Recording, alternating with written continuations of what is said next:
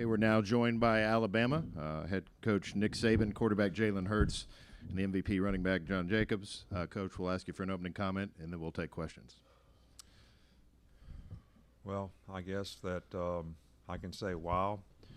I think that our players deserve a tremendous amount of credit for the resiliency they showed in the game, the competitive spirit.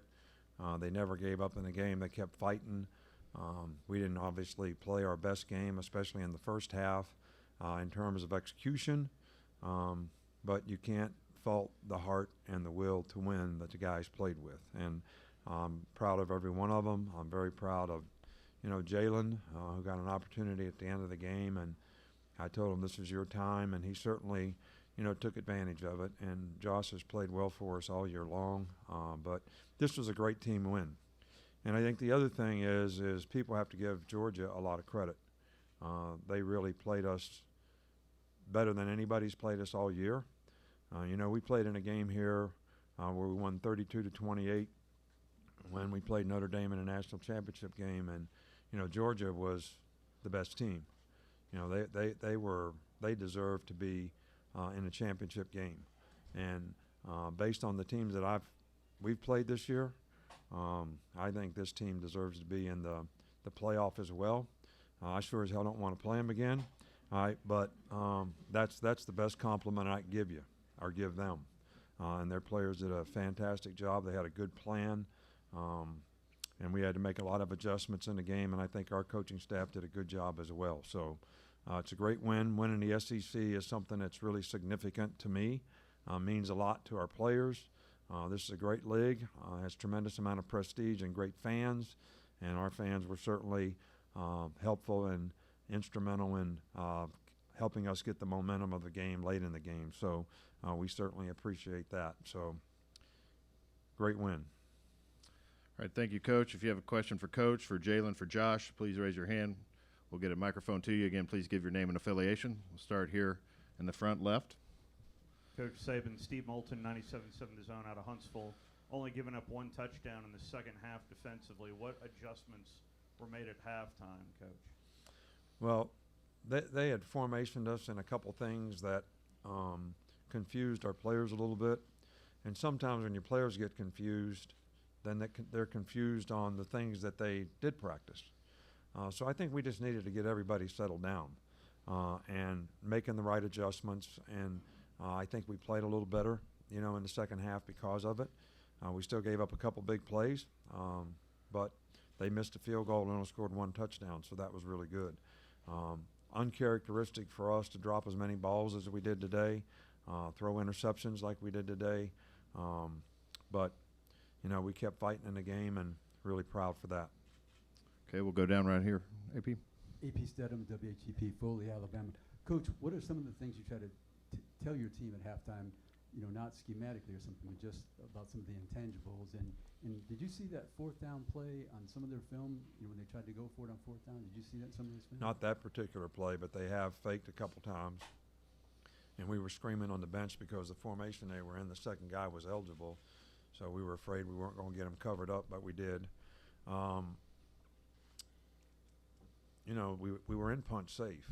All right, so we had the defense out on the field. And, most of the time when you leave your defense out there, you can defend most of the fakes. And our guys did a good job. And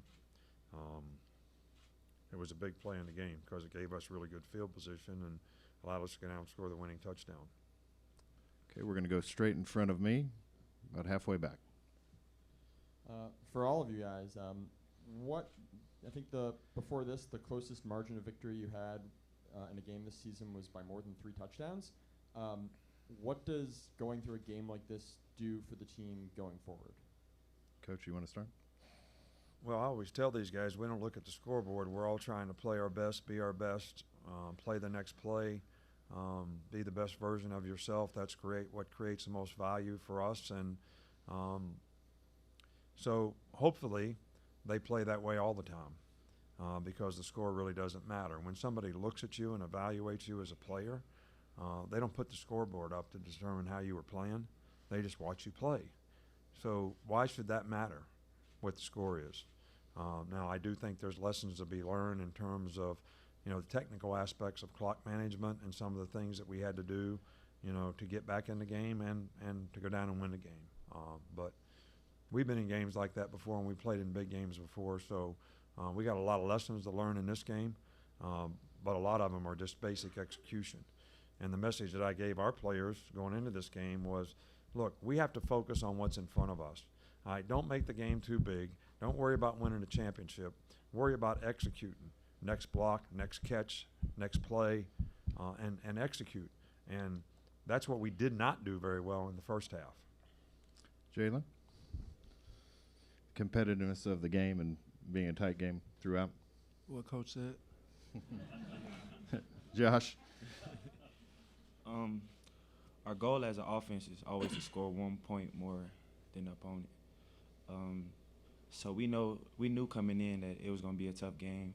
We knew throughout the week, so we grinded throughout the week to practice for that. So basically just preparation. All right, we're going to go back over on the right side along the aisle. Greg Collier, Action Sports and News. Jalen, tell me, what does it feel like for you to be there and handle the situation that you did all year long and then have this opportunity to come out? What does it feel like to be able to contribute to this victory for you today? Well, it kind of feels like I'm breaking my silence. I haven't said anything all year, but, this team has worked really hard in the off season, last spring, and, we know what adversity looks like, and, sometimes we may get hit in the mouth, but you know that we're going to respond. And I think we did a great job of finding a way to get it done today. I think we did a great job of doing that. Okay, we'll go back over here on this right side, same area. AJ Spur, 90.7 WVUA FM Tuscaloosa. Josh, you've had a lot of great games this season that maybe flew under the radar. Tonight you were recognized as one of the greatest on the field. Do you feel as if tonight was your best game of the season? No, definitely not. It's crazy because all of y'all think about the plays that I made, and the only thing I can think about is the plays that I didn't, and the assignments that I missed. So each day I try to improve on that. So coming tomorrow, that's the big thing I look at the most. Okay, we'll go about midway back. Pat? For Nick, do you believe Georgia is worthy of a playoff spot? Well, I commented on that before, but yes, I think based on what I've seen, they're one of the 4 best teams in the country. And I also said I don't want to play them again, which is the ultimate compliment, I think, that I could give them. The players play hard. They're well coached. They got a good system. And look, we have a good football team, and they gave us a lot of problems out there today. And if that's any measure, if you lose by 7 points to the #1 team, you shouldn't slip too far. All right, we'll go right down in front. Again, your name and affiliation for your question. Justin Holbrook, WRBL in Columbus, Georgia.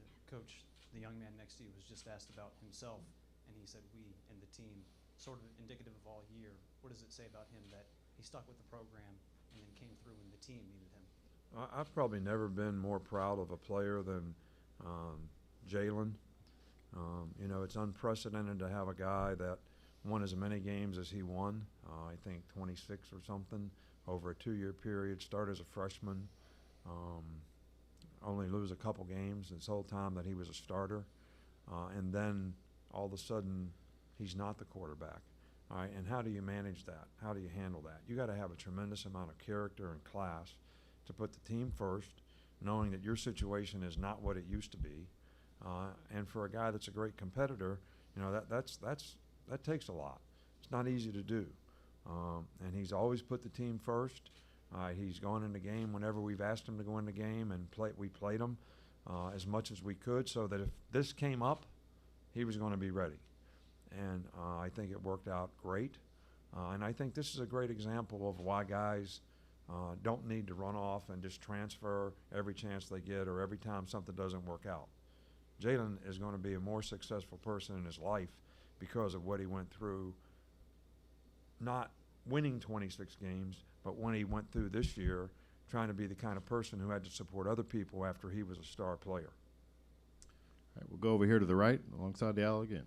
AJ Spur, 90.7 WVUA FM Tuscaloosa. Coach, in the first half, we saw Jalen come in, take a snap, and then on the very next play, swing out. I believe it was a slot, and he ran a route. If the situation wasn't the same in the second half, would we have seen more of that? I really don't understand your question. The game plan with Oh. Jalen swinging out as a receiver or even taking the occasional snap, as he did one time in the first half, would we have seen more of that in the second half? Well, it was in our plan to do that in the game, because there were some plays that we thought Jalen could run at quarterback because, he does some things better than Tua. And so we put them both in the game at the same time, so they don't know which one's going to end up being quarterback. So that was a part of the plan. We just never got back to it or couldn't get back to it after Tua got hurt. Okay, we're going to stay on the right side, over on the right wall. Coach Pat Duggins, Alabama Public Radio. How's Tua? Tua actually sprained his ankle in the first half. Actually came back and played. The other injury, he got stepped on, his foot, which I don't think is significant. So we're going to evaluate his ankle tomorrow. But I don't think it should be something that would keep him out, maybe for a little while, but we probably won't practice for, a couple weeks anyway. But we'll know more about that tomorrow. We'll go back over here to the left, front row. Hey, Coach, Steve Moulton, 97.7 The Zone again, and Josh said it was not his best game. Do you agree with him?